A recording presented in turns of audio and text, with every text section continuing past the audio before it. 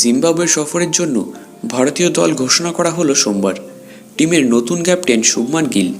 টি-20 বিশ্বকাপ শেষ হওয়ার পর এটাই ভারতীয় টিমের প্রথম সিরিজ। টিমে 5টা নতুন মুখ। বিশ্রাম দেওয়া হলো রোহিত শর্মা, বিরাট কোহলি, জসপ্রীত বুমরাদের। 15 জনের স্কোয়াড বেছে নিয়েছে ভারত। টি-20 বিশ্বকাপের মূল টিমে সুযোগ না পাওয়া শুভমানকে ক্যাপ্টেন করা হয়েছে।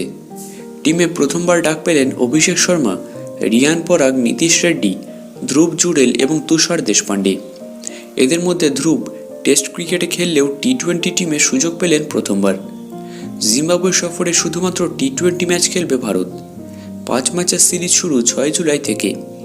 6 জুলাই প্রথম ম্যাচ খেলার পর দ্বিতীয় দিনেই কিন্তু দ্বিতীয় ম্যাচ খেলবে ভারত। বাকি 3টি ম্যাচ 10, 13 এবং 14 জুলাই। 10 জুলাইয়ের ম্যাচ বাদ দিয়ে বাকি সব ম্যাচই ভারতীয় সময় দুপুর 1টা থেকে শুরু।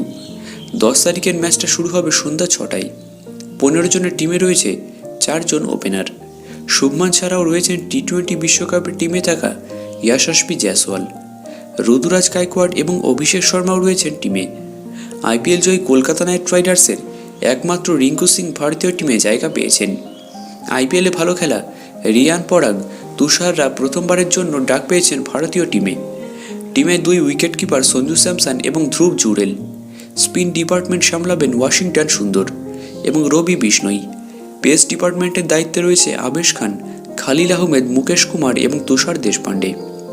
ভারতীয় স্কোয়াডটা ঠিক এরকম: শুভমান গিল ক্যাপ্টেন, ইয়াশাস্বী জয়সওয়াল, ঋতুরাজ গায়কোয়াড়, অভিষেক শর্মা, রিঙ্কু সিং, সঞ্জু স্যামসন, ধ্রুব জুড়েল, নীতিশ কুমার রেড্ডি, রিয়ান পরাগ, ওয়াশিংটন সুন্দর, রবি বিষ্ণই, আবেশ খান, খালিল আহমেদ, মুকেশ কুমার এবং তুষার দেশপান্ডে।